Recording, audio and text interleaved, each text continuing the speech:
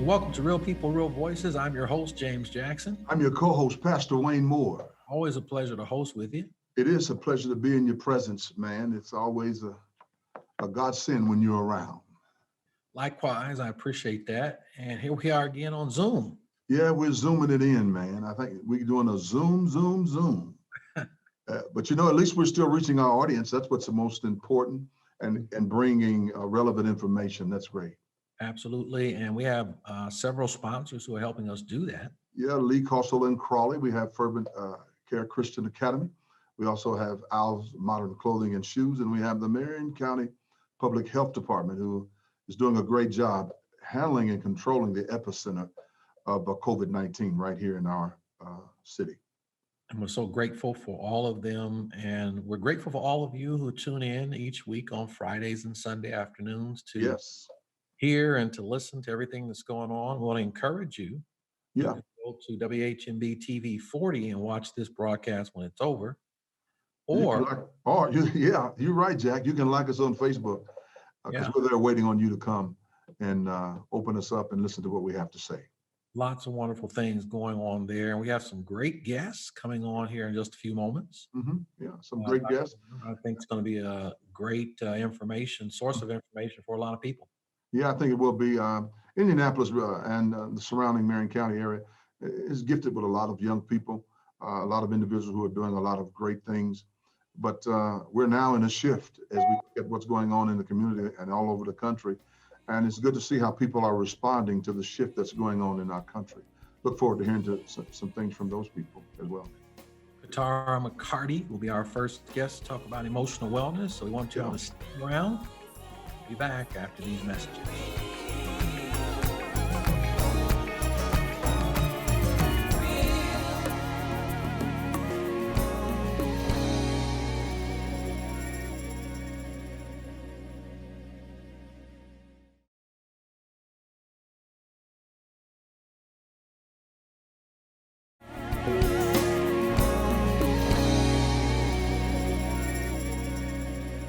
Welcome back to Real People, Real Voices, and we're joined by Katara McCarty. Welcome to the program. Thanks so much for having me. I'm excited to be with you all today. We're happy to have you as well. Exciting to have you here. And certainly, I think what you do and the things that you're offering are very, very good for what we're dealing with now, emotional well-being. Mm-hmm. And your app, which everybody should go get that app called Exhale. Yeah. Mm-hmm. Talk to us about how you came up with this and why people should go get that app today. Yeah.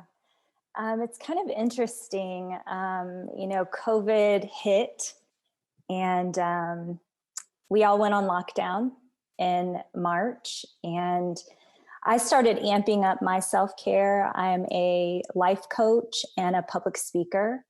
And so I lost half of my clientele by the end of March. And so my life drastically shifted, as many of us experienced.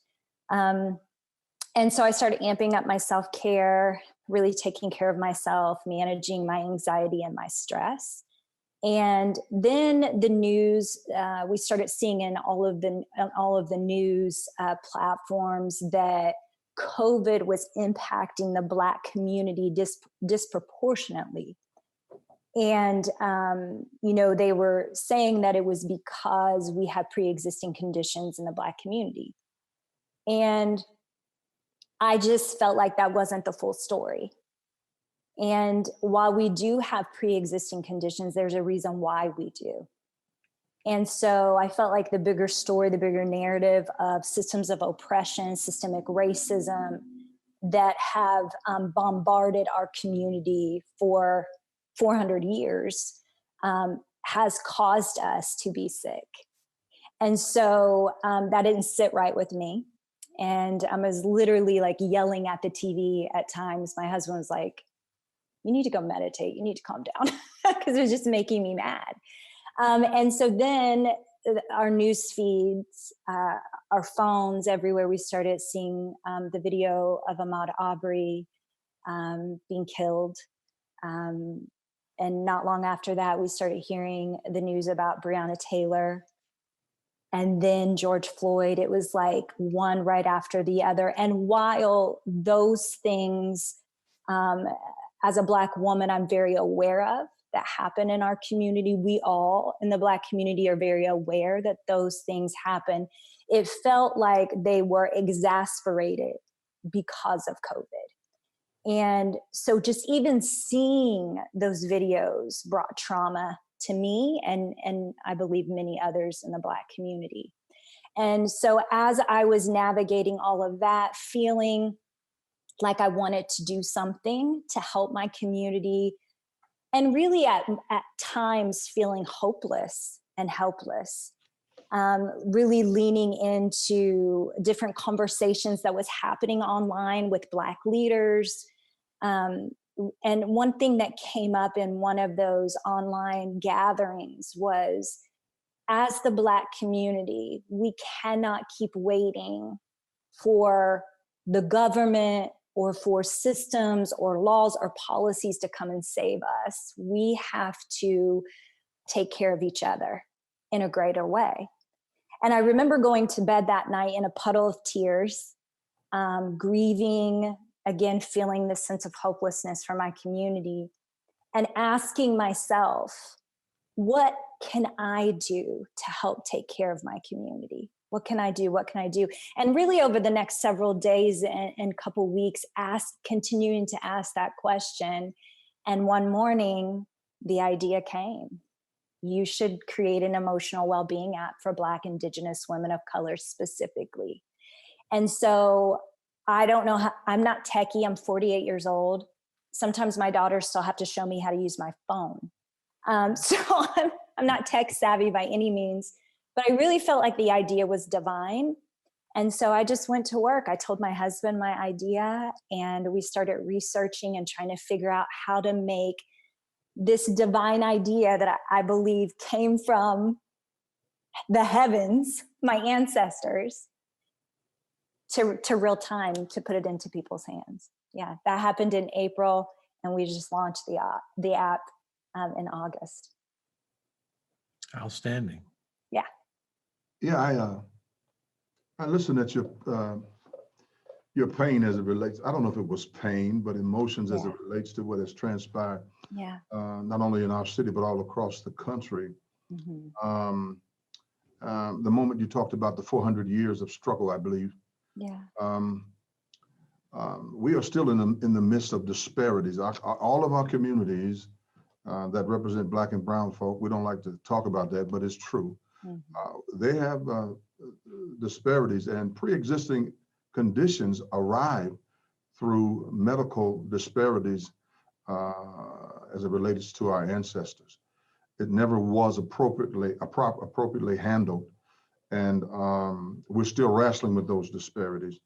What do you think, as a wellness coach, that you can suggest to a community such as the ones that I live in and others live in? How do we wrestle and manage the disparity when the Calvary has not come yet? Yeah. I think that we have to make emotional well-being a priority for us, for ourselves. Mm-hmm. And because of the stressors of just normal life, and now we have stressors because of COVID and the impacts of that. And then on top of that, as Black and brown people, we have systems of oppression that we're daily dealing with. Systemic racism, anti-Blackness, right? We have all these systems of oppression at work. So compounding the anxiety, the stress, the trauma, the pain, the grief, the hurt. And we have to make our well-being a priority. And I think that that's part of what I want to do. I wanted to create an app, but I also think that there's an educational piece that the community needs to know, that there really is something physical that happens when you sit in meditation. We have our nervous system, and there's two parts of our nervous system. We have our sympathetic and our parasympathetic. And our parasympathetic nervous system, 80% of the time is where we should be, which is in rest. And when we're in rest, our digestive system works better, we're calm, we can sleep better. And what's interesting is because of trauma, because of systems of oppression, Black and brown people are not there 80% of the time. We're in our sympathetic nervous system, which is reacting, and our fight, flight, and freeze mode is coming on and off all the time. And so that causes us to have stress and anxiety and trauma that we hold in our bodies. And if we keep holding that trauma, that stress, that anxiety, it makes us physically sick. So if I can access emotional well-being practices and begin to adapt them into my life on a regular basis, I can really gain tools to get that trauma out of my body. Like, it's literally science. It's physical. It gets it out of your body. When I learn how to take a moment to do some breath work techniques, sit in meditation, focus on myself, take a longer shower, sit in the bath for longer, pause, calm down. And so something physical is happening in our bodies. And I've been saying a lot lately, the last couple of weeks, as we've been ready to launch the app, is there is power in our breath. And I find it interesting that that was some of the last words that George Floyd said was, "I can't breathe." And I believe that has been our message for 400 years. We have not been fully able to breathe. And my message is push the pause button, because we can find our breath. We can find our breath, and there's power in our breath. And if we could just push the pause button and learn how to inhale and learn how to take a big, long exhale to get all of that gunk out of us, we'll be healthier. And it's a way to gain and take our power back. Good. Tara McCarty, thank you so much. You've been a great guest. Thank you for the information. I encourage everybody to go get the app. Yes, check her out. Check me out. It's in the App Store and on Google Play. Thank you for having me. You're welcome. Thank you. And you all stay with us. We'll be back. Much more.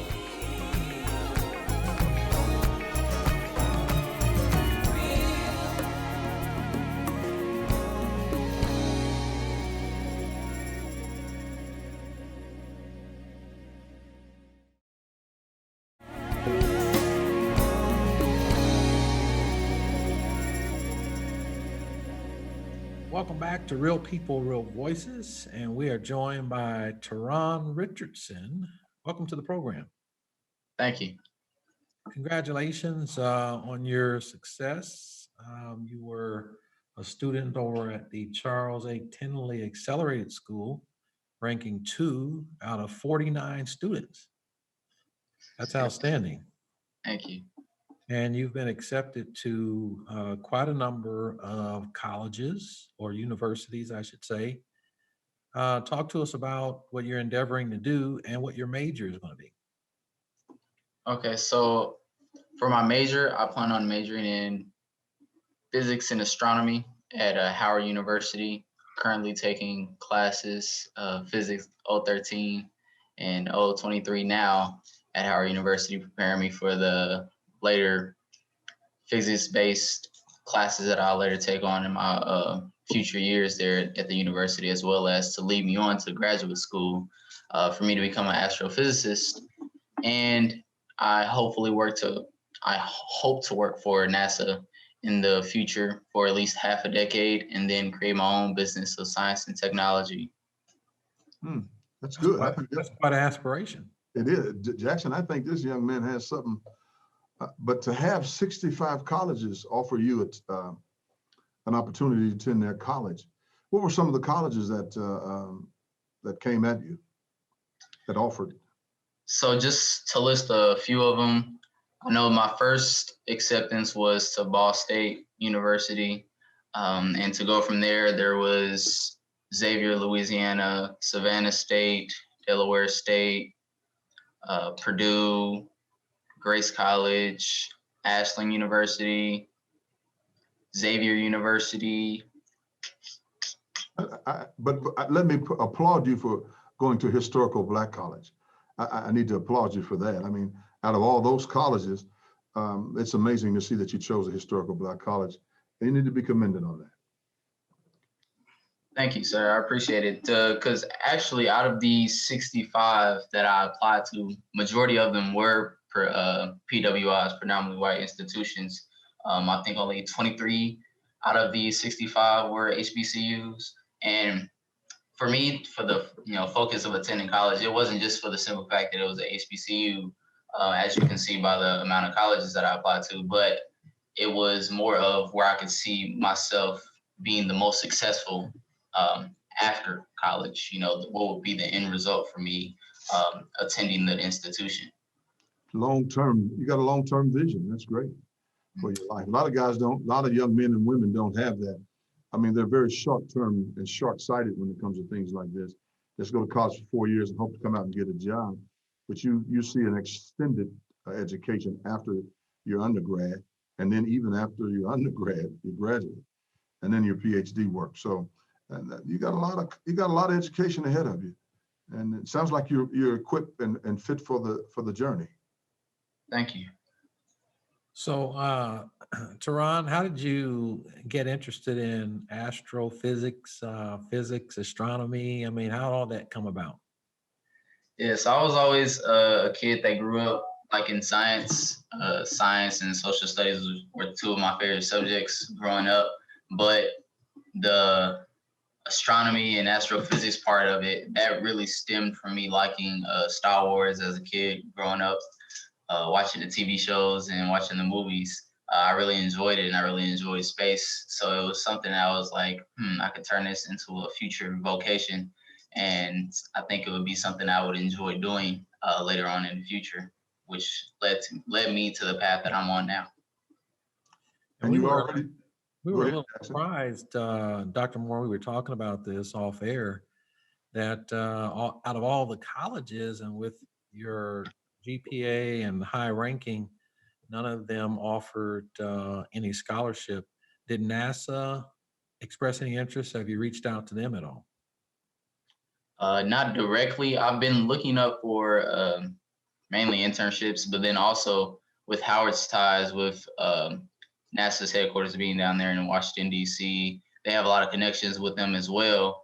But as far as scholarships directly, obviously you've heard I've received over $2 million. I was offered over $2 million in scholarships, but that was just from the different 65 colleges that I was accepted to. And Howard themselves, they offered me aid, and it was a little bit more than half, but there was still also the remainder. And I received a outside scholarship with my school, with the JMO Foundation.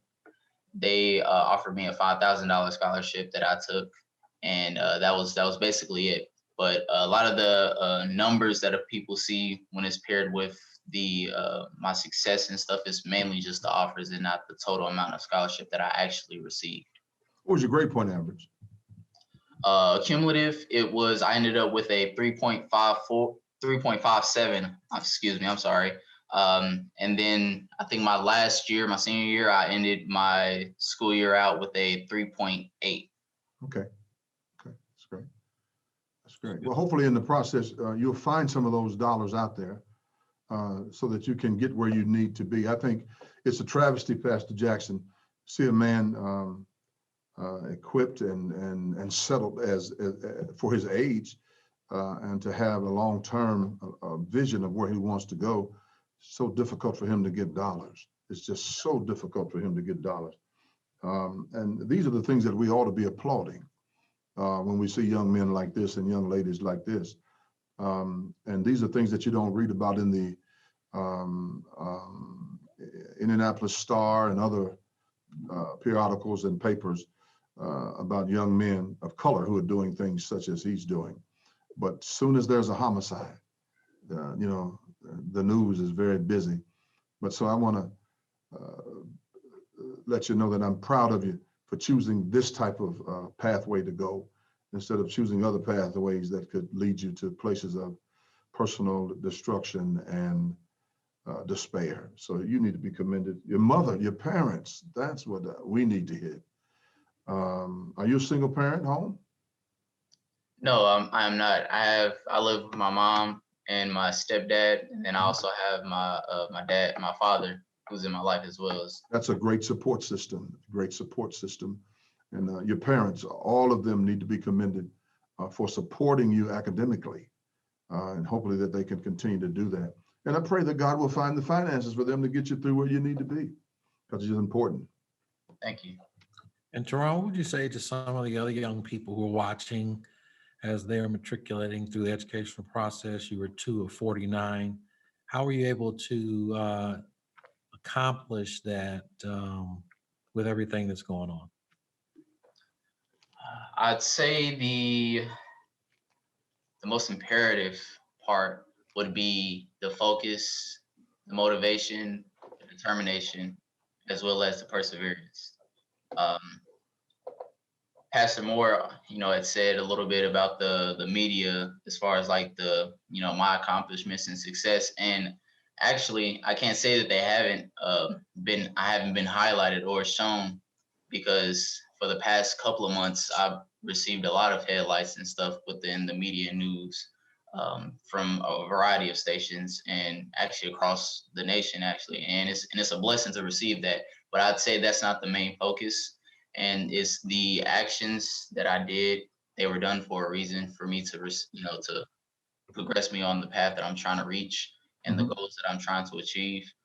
And for the people that's coming under me, I want them to focus more on that instead of the recognition that comes along with your success. Focus on the hard work. Indeed. Yeah, focus on the hard work, because you can't get where you are today without some hard work. And I want to employ every young person to look at this young man's life, not look at the glamour as it relates to newspapers, TV spots. Look at the struggle, look at the family structure that has helped him achieve what he's achieved, because no young adult can get where you are without a family structure. And that's what it's really all about. Thank you, Teron. Really appreciate having you on the show today. All the best to you as you move forward. Thank you. I appreciate it. I appreciate you guys having me here. We'll be back after this.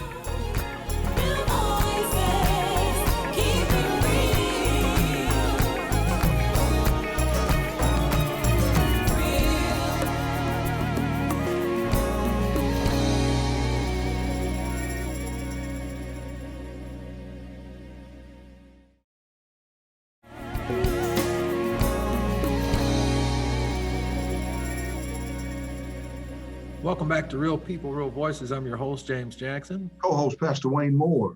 And your executive producer, Faith McKinney. Faith, welcome back.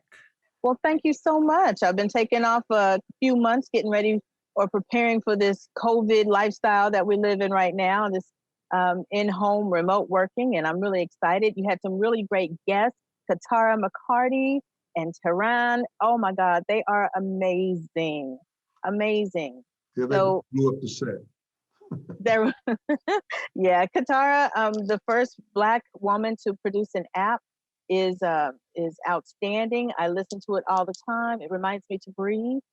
And I've seen Teron on national TV like all month, everywhere, and they're right here in Indianapolis. Indianapolis's own. And we thank God for that. And we'll have to save it all for next time. You'll have a great night.